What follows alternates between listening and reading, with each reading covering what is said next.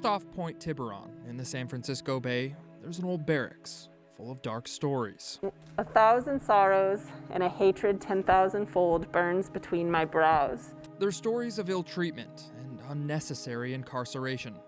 Hoping to step ashore the American continent is the most difficult of difficulties. The words aren't written on paper, but carved on the wooden walls, only to be painted over many times. The barbarians imprison me in this place.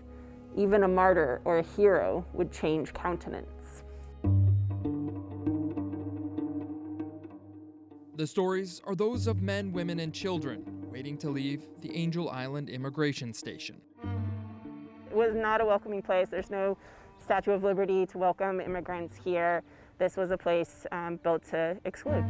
Today, Angel Island is managed by the California State Parks, but from 1910 to 1940, the federal government detained thousands of immigrants here. Built because of its isolation, the detention center carried out new immigration rules and checked for diseases. But park interpreter Casey Dexter Lee says the park's main purpose was to enforce a very specific law.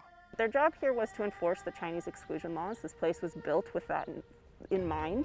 Since the start of the California gold rush, anti-Asian sentiment had been on the rise. In an effort to curb the influx of Chinese immigrants, President Chester Arthur signed into law the 1882 Chinese Exclusion Act, which suspended Chinese immigration.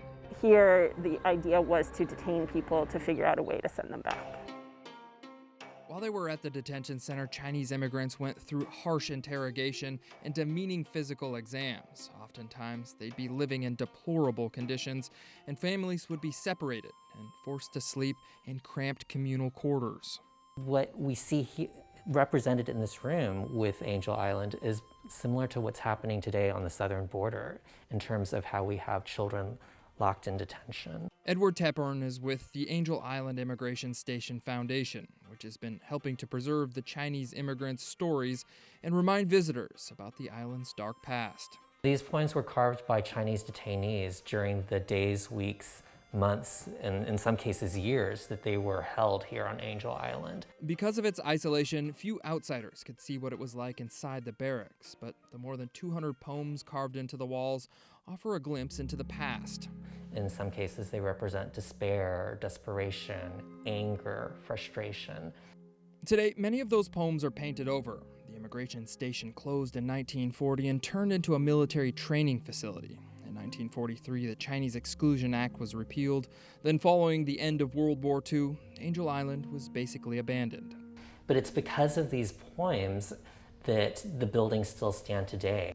Very few people who were detained here are still alive to tell their immigration story. But thanks to these poems, the building was ultimately recognized as a National Historic Landmark and preserved for everyone to see.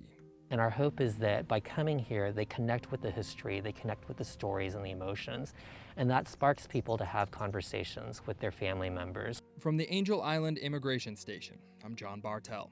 Hope to see you on the Backroads.